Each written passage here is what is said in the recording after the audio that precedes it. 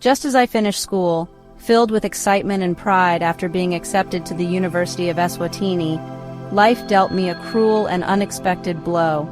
I wasn't just any student. I was one of the top achievers in the country. My grandmother, the woman who had stood by me through every challenge, who had believed in my potential even when I doubted myself, was my greatest cheerleader. I had dreamed of making her proud, of seeing her eyes light up as I achieved what we both had worked so hard for. But before I could even take my first step into this new chapter of my life, she fell sick. It happened so quickly, like a storm that left no time to prepare.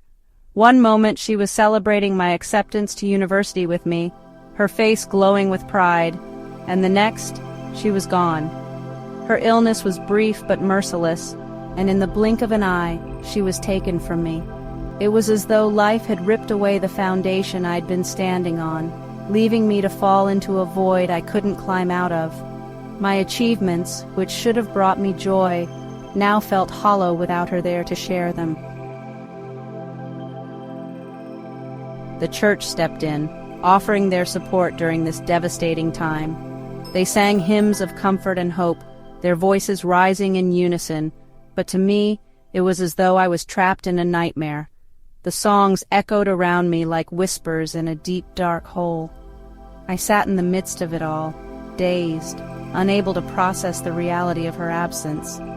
It felt like a cruel dream, one I desperately wanted to wake up from, but the pain was a constant reminder that this was real. My mother came, but not with the comforting embrace I had hoped for. She arrived with her other children, the ones she had raised and formed a bond with, stronger than the one she shared with me and my brothers. Watching her dote on them while barely acknowledging our pain was like pouring salt into an open wound. I felt invisible, abandoned by the one person who should have been there for us. Her presence only deepened my loneliness, making me feel like an outsider in my own grief.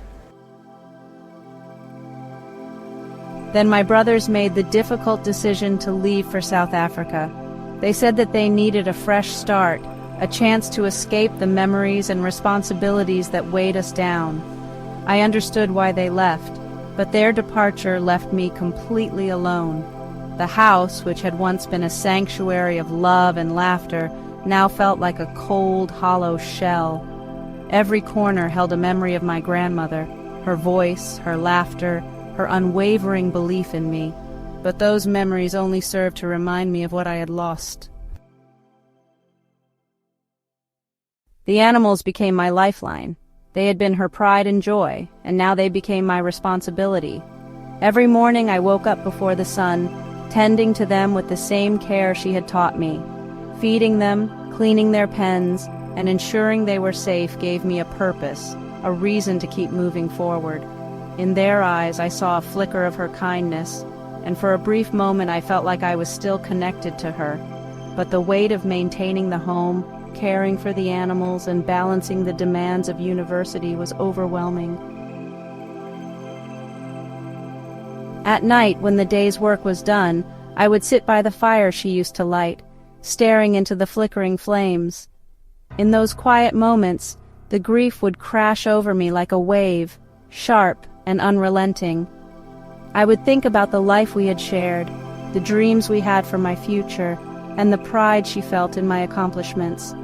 I was one of the top achievers in the country, but without her, it felt like a hollow victory. The woman who had believed in me, who had pushed me to be the best version of myself, wasn't there to see the fruits of our labor. The last hope was gone, or so I thought. Even though the pain felt unbearable at times, I couldn't allow myself to give up.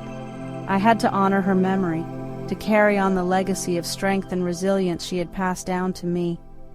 Every day was a struggle, but her voice echoed in my mind, reminding me to keep going.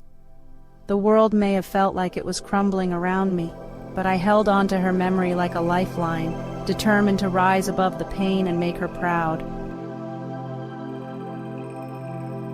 Let me know in the comments by sharing your loss and life experiences.